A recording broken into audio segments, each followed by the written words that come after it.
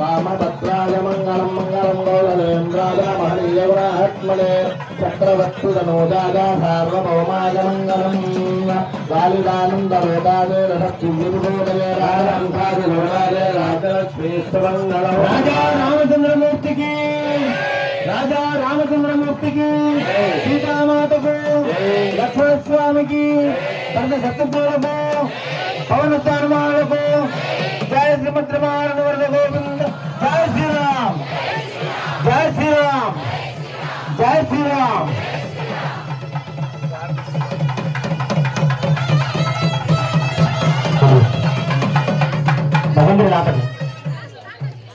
అలాగే పట్టాభిషేక మహోత్సవం అనేటువంటిది విశేషంగా జరుపుకునేటువంటిది. ఆ పట్టాభిషేక మహోత్సవంలో స్వామివారి యొక్క ఆభరణాలని అలాగే రాజుగా ఆయన్ని నిర్ణయించి దశరథ మహారాజు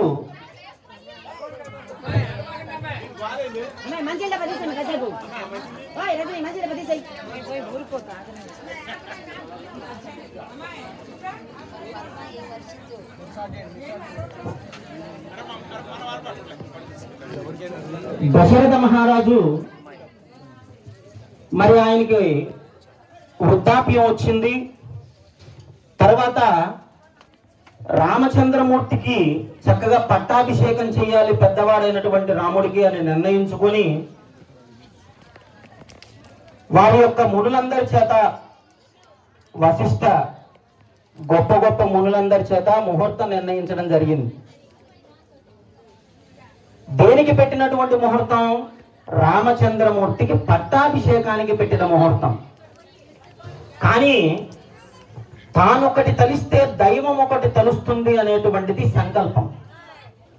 అది దేవుని యొక్క ఆదేశాన్ని ఎంతటి వాడైనా సరే ఆచరించక తప్పదు, అనుసరించక తప్పదు. అలాగా దశరథ మహారాజు రామచంద్రమూర్తికి పట్టాభిషేకానికి ముహూర్తం పెట్టిస్తే ఆ ముహూర్తం ఏం జరిగింది? రాముణ్ణి 14 సంవత్సరాలు వనవాసానికి వెళ్ళటానికి ఆ ముహూర్త నిర్ణయం అయింది. కానీ దీంట్లో తప్పు ఎవరిది అంటే కైకేయిది మందరిది చెప్తారు. కానీ ఇక్కడ వాళ్ళిద్దరిది కూడా కాదు. దైవ సంకల్పం. రామచంద్రమూర్తి పట్టాభిషిక్తుడై ధర్మపరాయణంగా రాజ్యాన్ని పరిపాలిస్తూ ఉంటే లంకలో ఉన్నటువంటి 10 తలల రావణుణ్ణి ఎవరు సంహరిస్తారు? కాబట్టి ఆయన అడవికి వెళ్ళాలి, రాక్షస సంహారం జరగాలి. కామవాంఛతో కూడినటువంటి పురుషుడికి ఎప్పటికైనా సరే వాడికి నాశనం తప్పితే మరొకటి లేదు అనేటువంటి తెలియజెప్పడం కోసం భగవంతుడి సంకల్పం.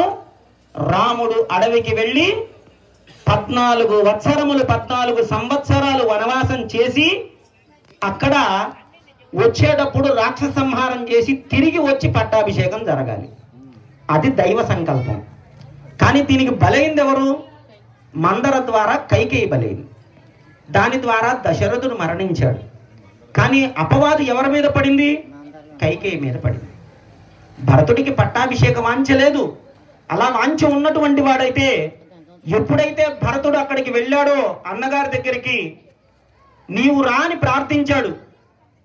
తండ్రి మరణ వార్త తెలిసిన తరువాత ఇద్దరు కూడా తల్లదిల్లారు. అక్కడ ఉన్నటువంటి రామలక్ష్మణులు ఇద్దరు కూడా చాలా బాధపడ్డారు. కానీ పట్టాభిషేకం చేసుకునేటువంటి అర్హత నాకు లేదు. నా రాముడు నా దేవుడు అయినటువంటి తండ్రి దశరథ మహారాజు నాకు చెప్పినటువంటి వాక్యం ఏంటి? పితృవాక్య పరిపాలన దక్షుడు ఎవరైనా ఉన్నాడు అంటే వాడు రామచంద్రమూర్తి మాత్రమే. పితృవాక్య పరిపాలన కోసం రాజ్యాన్ని వదులుకొని 14 సంవత్సరాలు కనీసం కాలు కందనటువంటి సౌందర్యవంతమైనటువంటి మిథిలా నగరంలో తులతూగేటువంటి ఆ యొక్క సీతమ్మ, పట్టుపరుపుల మీద తిరిగేటువంటి పడుకునేటువంటి సీతమ్మని తీసుకువెళ్ళి వనవాసంలో పెట్టాడు. అది దైవ సంకల్పం, ఎవరూ నిర్ణయించి చేసేది కాదు. భగవంతుడు ఏది సంకల్పించి చేస్తే దాని అనుసరించి మనం నడవటమే. అది కేవలం భగవంతుడి నిర్ణయం. అందుకే చెప్తారు పెద్దలు, తానొకటి తలిస్తే దైవం ఒకటి తలిసింది అని. కాబట్టి ఇక్కడ పట్టాభిషేకం జరగాల్సినటువంటి సమయంలో ఆయన వనవాసానికి వెళ్ళాడు కాబట్టి అందరూ కూడా కైకేయిని మందరిని దుష్ప్రచారంగా చేసుకొని వారిద్దరిని కూడా తోలనాడాడు. అది ఎవరి తప్పు కాదు. రామాయణంలో మనం తెలుసుకోవాల్సింది ఏంటంటే, కర్మ ఎలా అయితే నిర్ణయిస్తుందో దాన్ని బట్టి మనం నడవాల్సిందే. అదే గీతలో ఉంది, భారతంలో ఉంది, భాగవతంలోనూ ఉంది. కాబట్టి ఆ కర్మని తప్పించేటువంటి వాడు ఎవరూ లేరు. కానీ కర్మ అనేటువంటిది నిర్మూలన జరగాలి అంటే కేవలం భగవంతుడి యొక్క సాన్నిధ్యము, భగవంతుడి యొక్క సహవాసమే మనకు కావాలి. ఎప్పుడు కూడా నువ్వు నాకు తోడుగా ఉండు, నేను నీకు తోడుగా ఉంటాను అనేటువంటి మాటే కావాలి. కాబట్టి మనం ఎప్పుడైతే భగవంతుడికి తోడుగా ఉంటామో భగవంతుడు మనతో పాటు ఎప్పుడు కూడా మన నీడలాగా తోడుగా ఉంటాడు. కాబట్టి ఆ రామ పట్టాభిషేక కార్యాన్ని ఆ రోజున జరుపుకోలేదు కాబట్టి 14 సంవత్సరాలు తిరిగి వచ్చిన తర్వాత ఒక్క క్షణం లేట్ అయినా సరే నేను ప్రాయోపవేశం చేస్తానని చెప్పని పాదాలని శిరస్సును పెట్టుకొని అక్కడే తిరుగుతూ ఉన్నాడు. ఎప్పుడు వస్తాడా నా అన్నగారు అని చెప్పని పుష్ప విమానంలో రామచంద్రమూర్తి రానే వచ్చాడు. ఆ తర్వాత జరిగినటువంటి గాథలన్నీ మనకు అనవసరం, ఇప్పుడు చెప్పుకునేవి కాదు. కాబట్టి అన్ని సంవత్సరాలు వనవాసం చేసినప్పటికీ కూడా రామచంద్రమూర్తికి పాదాలకి చెప్పులు అనేటువంటివి లేవు. ఆ చెప్పులు లేవు కాబట్టి ఆ చెప్పులు ఏలినటువంటి రాజ్యం రామరాజ్యం కాబట్టి రాముడి యొక్క పాదాలకి అంత విలువ ఉంది కాబట్టి రామ పాదాన్ని మనం శరణు కోరాలి అనేటువంటిది ఈ యొక్క పట్టాభిషేకంలో ఉన్నటువంటి నీతి. ఆ పాదాలే రాజ్యమేలినటువంటి పాదం రామపాదం. కాబట్టి రామపాదాన్ని ఎవరైతే శరణు వేడతారో, రామపాదాన్ని ఎవరైతే స్పృశిస్తాడో వాడికి మోక్షం అనేటువంటిది కలుగుతుంది. అదే పట్టాభిషేకంలో ఉన్నటువంటి అంతరార్థం. ఆయన పెట్టేటువంటి ఆభరణాలకో ఆయనకి పెట్టేటువంటి కిరీటాలకో గొప్పతనం కాదు. ఇక్కడ పట్టాభిషేకంలో ఉన్నటువంటి గొప్పతనం ఆ పాదుకలకే గొప్పతనం. అందుకే దాన్ని పాదుక పట్టాభిషేకం అనేటువంటి పేరుతో పిలుస్తారు. రామ పాదుకలు ప్రతి ఇంట్లోనూ రామపాదుకలు ఉండాలి. ప్రతి ఒక్కడు రామ పాదాలను సేవించాలి అనేటువంటిదే రామతత్వం. అదే రామ రాజ్యంగా మనందరినీ కూడా పోషిస్తుంది. చక్కగా అందరూ కూడా రామ పట్టాభిషేక కార్యక్రమంలో చక్కగా పాదుకా పట్టాభిషేకం, రాముల వారికి ఆయనకున్నటువంటి దివ్య ఆభరణాలు ఏవైతే ఉన్నాయో వాటన్నిటిని కూడా సమర్పించేటువంటి కార్యక్రమం చేసుకుందాం.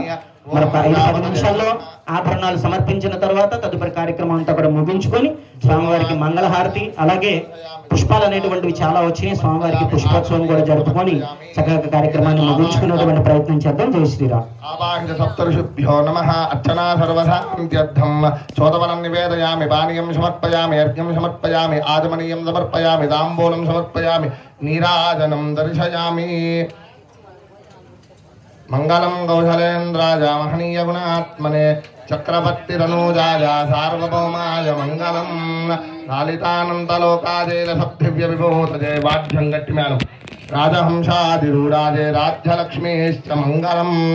ఆవాహిత సప్తర్షిభ్యో నమః.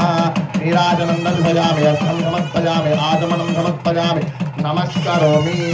రాజా రామచంద్ర మహారాజ్ కి, సీతామారికి, లక్ష్మణ స్వామికి జై. బోలో పవన సుత హనుమానుకి. నీరాజనం దర్శయామి, సర్వోపచారం సమర్పయామి. ఏతస్వామినే నమః. ఏతత్ బ్రహ్మారాధనం కరిష్యే. ఓం బ్రహ్మజిజ్ఞానం పదమం పురస్తాత్ శ్రీమదస్రుజో మేన దేవానామిమం యజ్ఞం బృహదో మే దదాతు నమః. దదాతు బృహస్పతి యజ్ఞం దదాతు బృహస్పతి వేదజే. ఓం సప్తర్షిభ్యో నమః. ప్రజాపతయే నమః. ఓం పృథవే నమః. ఓం ఆంగీరసాయ నమః. ఓం అత్రయే నమః.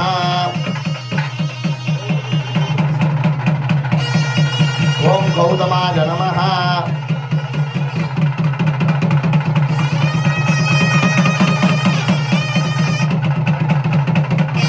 ఆంగీరసాయ నమః. సప్తర్షి దేవతాయ నమః. ఆసనం పరికల్పయామి. సప్తర్షి స్వరూప దేవతాయ నమః. सर्वोपचारं समर्पयामि सुप्रीतो सुप्रसन्नवरदो भवतु स्वामिने नमः महासाम्राज्यपट्टाभिषेकमहोत्सवाख्ये कर्मणीय एततो सर्वसंभार आराधनं करिष्ये।